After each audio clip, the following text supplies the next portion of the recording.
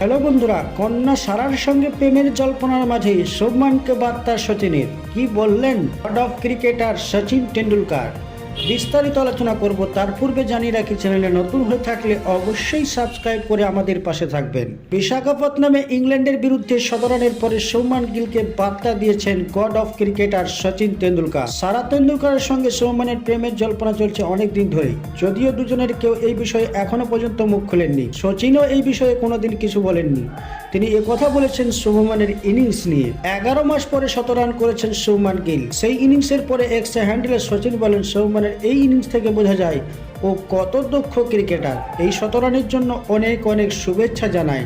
নিজের বার্তার সঙ্গে শুভমানের উল্লাসের একটি ছবিও দিয়েছেন সচিন তেন্ডুলকার। 11 মাস পরে লাল বলে ক্রিকেটে শতরান করেছেন শুভমান গিল।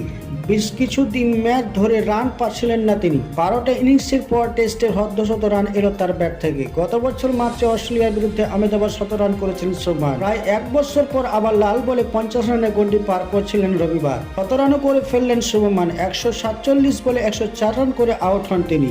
রবিবার এক সময় রোহিত শর্মা এবং যশস্বী জয়সওয়াল উইকেট হারিয়ে চাপ তৈরি হয়েছিল ভারতের উপর। এই চাপটা প্রথমে কাটিয়ে দেন শুভমান গিল। সুযোগ পেলেই বাউন্ডারি মারছিলেন তিনি। রবিবার 11টি 4 এবং 2টি ছক্কা মেরেছেন শুভমান। প্রথমে শেষ এবং পরে অক্ষয়ের সঙ্গে ইনিংস গড়েন তিনি। তার ব্যাটে ভর করে দ্বিতীয় ইনিংসে ইংল্যান্ডের সামনে বড় লক্ষ্য দেয় ভারত। আসল কারণ হলো যে সচিন তেন্ডুলকার শুভমান গিলকে এই বার্তাই দিয়েছেন যে 11 মাসের পরে শুভমান গিল 100 রান পূর্ণ করেছেন। তার জন্য অনেক অনেক শুভেচ্ছা জানিয়েছেন সচিন টেন্ডুলকার এবং নিজের এক্সের আইডির মধ্যে নিত্য নতুন ক্রিকেট আপডেট পাওয়ার জন্য সর্বদাই আমাদের পাশে থেকে আমাদের সঙ্গে থাকবেন।